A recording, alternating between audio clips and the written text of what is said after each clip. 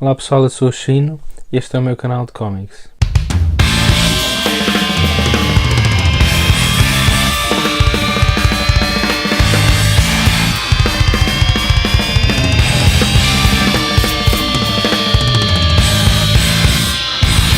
Hoje queria trazer-vos um vídeo também um pouco diferente, porque vou-vos falar de um livro que eu já li há bastante tempo, mas que eu não queria deixar de mencionar aqui no canal, porque é um dos títulos mais fortes da Marvel nos últimos 10 anos, talvez. É o Hawkeye, escrito pelo Matt Fraction, ilustrado pelo David Aja, entre outros. Para além do Daredevil do Mark Waid, que trouxe uma lufada de ar fresco ao ambiente bastante negro e pesado do Daredevil, este foi outro título da Marvel Now, que eu acompanhei desde o início e foi o meu favorito.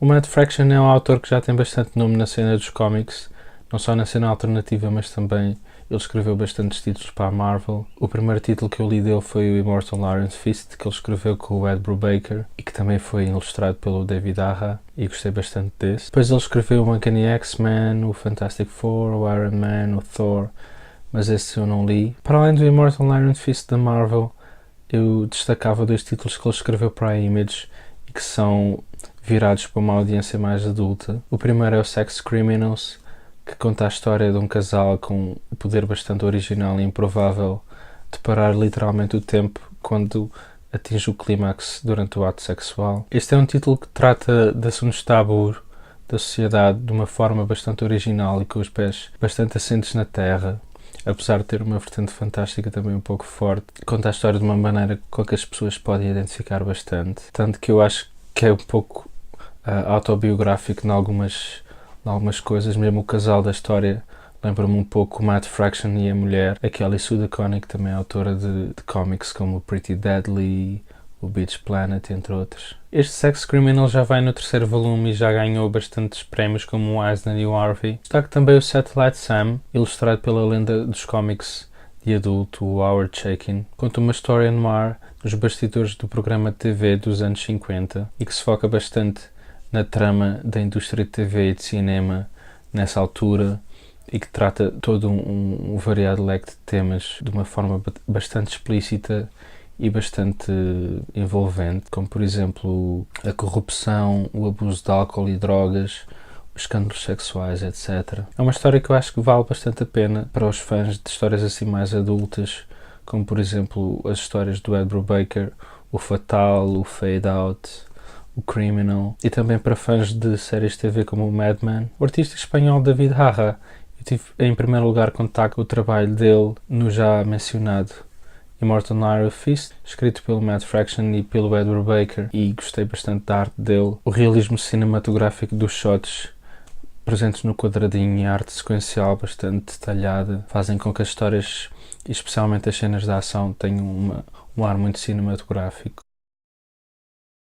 Este Hawkeye conta a história do Hawkeye, o Clint Barton, quando ele não está a fazer missões para os Avengers. Portanto, tem assim muito uma vertente do dia-a-dia dele, ele ir pela rua, a salvar um cão, as relações dele com os vizinhos, as missões em que ele se envolve de uma maneira mais espontânea, com a sua parceira no crime, a Kate Bishop, também é outra Hawkeye feminina, a forma como ele acaba por se envolver com outras personagens da Marvel, um pouco nos bastidores das histórias a que nós estamos habituados, de super-heróis e missões explosivas e intergalácticas, como a Marvel já nos habituou. Portanto, é mais pés assentes na Terra. Este livro saiu em várias edições, 4 livros de capa mole, 2 livros de capa dura e depois uma edição Omnibus que tem estes dois juntos.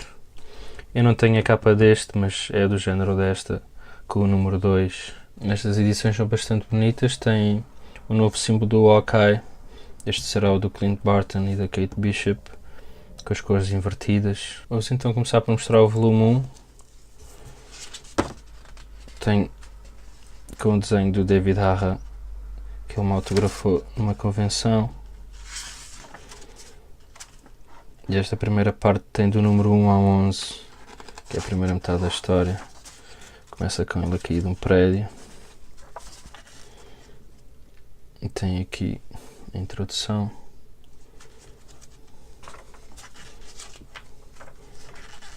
Traz um bocadinho a perspectiva da arte.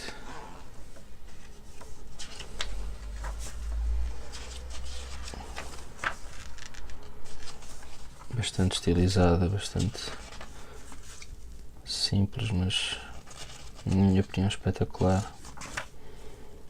Queria mostrar-vos um pouco esta cena da perseguição do carro.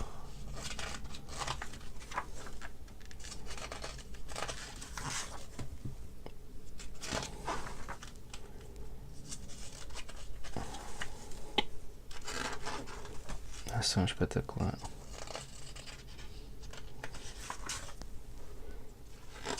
Esta é a arte do David Harra. Depois temos outros artistas intercalados, na minha opinião não são tão bons.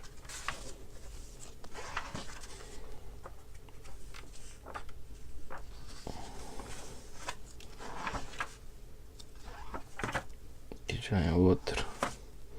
E volta a ser o David Harra aqui no capítulo de Natal. Aqui está quando ele chama o Tony Stark para o ajudar a instalar o sistema de cinema em casa. Passar um bocadinho à frente. Estas capas eram da Annie Wu.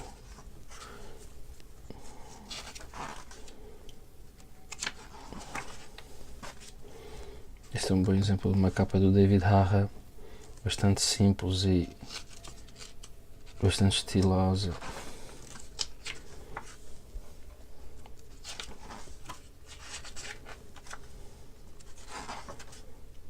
Aqui o vilão. Depois novamente outro artista. E no final temos o capítulo que ganha o Eisner, que é contado pela perspectiva do cão, o Lucky Pizza Dog. Como veem, as associações que ele faz, o Clint Barton, Kate Bishop.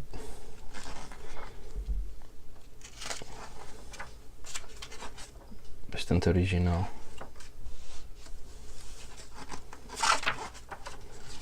Depois tem este capítulo extra. Vou-vos mostrar também o segundo volume, em menos pormenor, para não spoiler a história. Este é o volume em que a Kate Bishop já vai para Los Angeles e tem uns capítulos só com a história dela. Também foi assinado pelo David Harra, aqui a Kate Bishop. Ele dizia que eu era fã. Esta é outra capa espetacular. Este é o capítulo em que os vizinhos estão a ver os desenhos animados com ele, então é todo assim. Mais outro capítulo em que o irmão dele volta, contado e ilustrado por outro artista. Depois o David Harra há de voltar, mas este capítulo é desenhado pela Annie Wu. A história da Kate Bishop em Los Angeles, depois intercalado com os capítulos do Clint Barton em Nova York, com o artista original. Novamente a Kate Bishop, Clint Barton, Kate Bishop.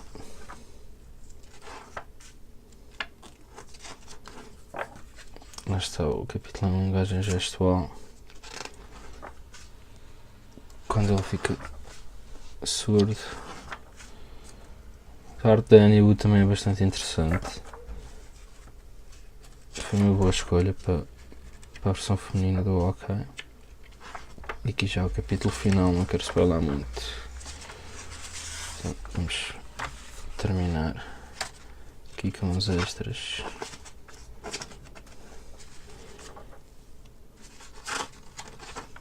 Este é o final. Tem uma playlist do artista, as músicas que ele ouvia enquanto desenhava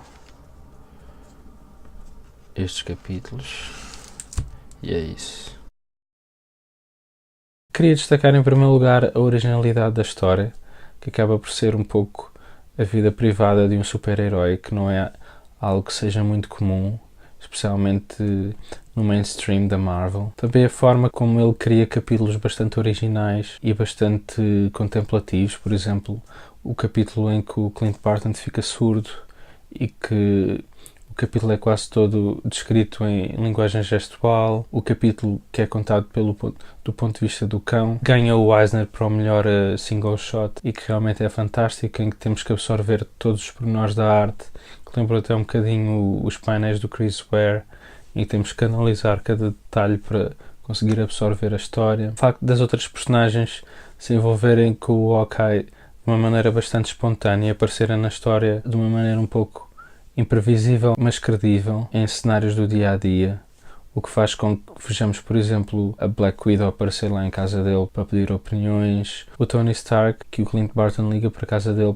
para lhe pedir ajuda para instalar o sistema de cinema em casa. Para além disso, a história tem personagens bastante cativantes, mesmo o próprio cão tem um papel fundamental na história. Depois temos um leque muito vasto de personagens femininas que ele criou bastante fortes, mas que eu destaco claramente a Kate Bishop, a Hawkeye feminina. Teve direito ao seu próprio arco, em que ela vai para Los Angeles fazer as suas próprias missões de detetive. Destaco também a qualidade do humor, que é bastante descontraído, com frases bastante catchy e bastante engraçadas, que ajudam a dar um tom leve à história. Finalmente, mas não menos importante, é a qualidade da arte do David Harra.